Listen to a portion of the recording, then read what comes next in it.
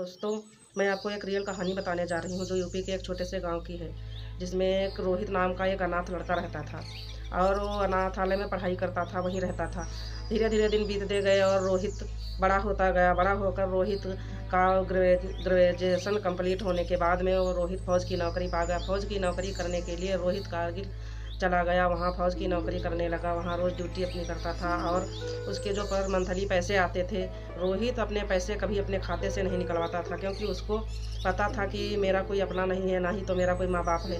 इसीलिए रोहित अपने पैसे को अपने खाते पर ही रखता था और कैंटीन में खाना पीना खाकर उसी में रहता था, उसी में गुजारा करता था। और वो सोचता था कि जब मेरा पैसा हो जाएगा ज़्यादा बहुत अधिक, तब मैं किसी अनाथ आश्रम या किसी ज़रूरतमंद आदमी को अपना पैसा दे देंगे। रोहित की सोच बहुत गहरी थी। रोहित ये सोचता रहता था कि मैं अपने पैसे अपने खर्च में कभी नहीं लाऊंगा। उसी कैंटीन में रोजाना के लिए आदमी एक आता था जो सामान डालने के लिए आता था। रोहित की सोच देखकर, रोहित की ईमानदारी देखकर वो आदमी बहुत अंदर से खुश हुआ और सोचने लगा कि ये तो मेरे काम का आदमी है। रोहित को अपना सामना बनाया। रोहित के पास जाकर कहने लगा, रोहित ये अपने पैसे मुझे दे दे, मैं कुछ धंधा कर लूँगा, उसके बाद में जो मुनाफा होगी वो मैं तुझको दे दूँगा। रोहित ने कहा, मैं अपने पैसे किसी को नहीं दूँगा, मैं अपने पैसे ऐसे आदमी को दूँगा जिसको ज़रूरत होगी मेरे पैसे की और मेरे पैसे का यूज़ अच्छी जगह पे करेगा। उस आदमी ने कहा, मुझे भी बेटा बहुत ज़रूरत है, मैं भी बहुत गरीब हूँ। रोहित को उस आदमी पर दया आई। रोहित ने अपने सारे पैसे निकलवा कर उसे दे दिए और वो आदमी जाकर शहर में चला गया और धंधा करने लगा। धंधा कर रहा था। धंधा में उसको इतना मुनाफा हुआ रोहित के पैसों से कि वो बहुत धीरे धीरे कर सेठ बन गया। सेठ बनने के बाद में फिर थोड़े दिन बीतने के बाद में कैंटीन में आया। रोहित से कहा, रोहित मैं आपके पैसे वापस कर दूंगा, क्योंकि इस समय मेरा कुछ धंधा ढीला चल रहा है, जिससे मेरे पैसे की कमाई कम हो रही है, कुछ दिन के बाद वापस कर दूंगा। रोहित उसकी तरफ देखा और उसकी ईमानदारी की तरफ देखा, कहने लगा, ठीक है, मुझे थोड़े दिन के बाद दे देना। ये कह करके वो आदमी चला गया। रोहित अपने काम से हमेशा लगा रहता था। ड्यूटी का बड़ा ही ईमानदार और सच्चा आदमी था। एक दिन धीरे धीरे करके रोहित अपनी ड्यूटी पे जा रहा था और वहाँ से फ़ोन आ गया कि कारगिल का युद्ध छिड़ गया है। रोहित, सारे फौजी तो चले गए थे, रोहित अकेला वहाँ था। रोहित वहाँ जाकर के देखा कि वहाँ जाने के लिए कोई साधन नहीं है। एक घोड़ी बंधी थी जो बहुत बिगड़ायल थी। रोहित उसी घोड़ी को निकाला और उस घोड़ी पर तैयार होकर बैठ गया और लेकर चल दिया।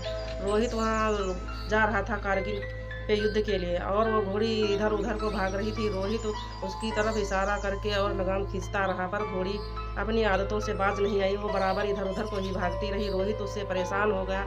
घोड़ी नाकाबू होने के कारण रोहित बहुत परेशान हो गया और वो घोड़ी उसी दुश्मन के सामने रोहित को ले जाकर के खड़ी हो गई। रोहित को देख कर दुश्मन खुश हो गया और रोहित को गोलियों से भून दिया। घोड़ी वहाँ से भाग के चली आई। रोहित तो शहीद हो गया। इस बात का पता पूरे फौजी को चला और सब दुखी हुए। सब कहने लगे कि रोहित इतना ईमानदार आदमी था, वो आज नहीं है हम सबके बीच में, और शोक मनाने लगे। इस बात को सुनकर वही आदमी जो रोहित के पैसे लिया था वो भी बहुत सुनकर खुश हुआ। अंदर ही अंदर वहाँ से दौड़ता चला आया। सबके सामने नाटक बनाया कि रोहित मेरे बेटे के समान था, रोहित को क्या हो गया। बहुत रोया धोया और बाहर निकल कर गया। 2-4-10 किलो लड्डू खरीदे और जो मिला उसको देता ही अपने घर को चला गया। मन में खुश हुआ कि इसने तो मुझे पैसे दिए थे, मैं सोच रहा था इसके पैसे वापस करने पड़ेंगे, लेकिन ये तो अब इस दुनिया में ही नहीं रहा, इसका पैसा अब कहाँ वापस करना पड़ेगा। मैं तो बहुत किस्मत का तेज हूँ, ये सोचकर अपने घर चला गया। कुछ दिनों के बाद उसी सेठ के बीवी जो थी उसको एक बच्चा हुआ, लड़का हुआ। वो लड़का धीरे धीरे कर बड़ा होने लगा। सेठ ने उसके ऊपर बहुत पैसा खर्च किया, पढ़ाई लिखाई में बहुत सारा पैसा लगाया और उस बेटे को इतना पढ़ाया लिखाया और वो शादी के योग्य हो गया। सेठ ने उसकी शादी कर दी। शादी के बाद में जो धंधा सेठ करता था उसी धंधे के लिए सेठ का बेटा भी निकला और अपने पापा के साथ में निकला। उसका पापा घर में ही रह गया। वो रास्ते में जा रहा था, बोल के गया था, तुम पीछे से आ जाना। सेठ बोला, तुम चलो बेटा, मैं पीछे से आ रहा हूँ।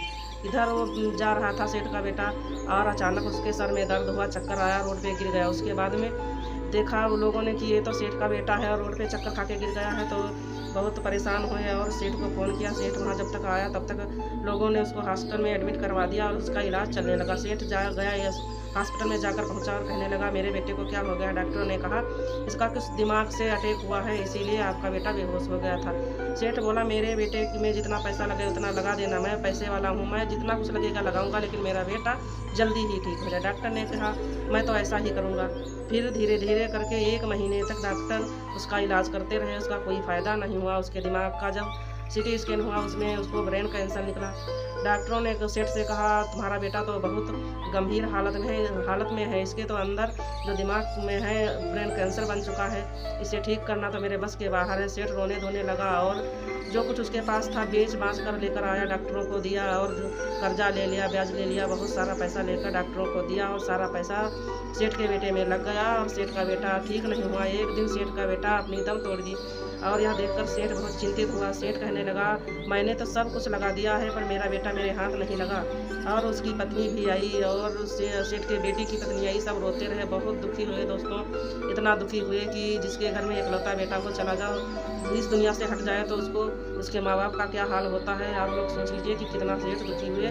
उसके बाद में उसको अपने घर ले गए और अपने बेटे का अंतिम संस्कार किया। अंतिम संस्कार करने के बाद सेठ बहुत दुखी हुआ और अपने बेटे जहाँ उसको आग दी थी वहाँ पर जाकर रोने लगा। दूसरे दिन कहने लगा बेटा तू तो चला गया, मेरे पास भी कुछ भी नहीं, मैं जैसे कि तैसा रह गया हूँ और मैं तेरी पत्नी को क्या करूँगा।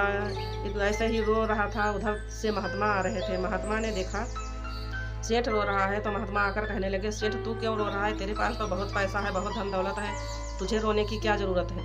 सेठ ने कहा मेरे पास महात्मा था तो बहुत कुछ, लेकिन इस समय मेरे पास कुछ नहीं है, मैं दुनिया से बहुत बड़ा गरीब हूँ।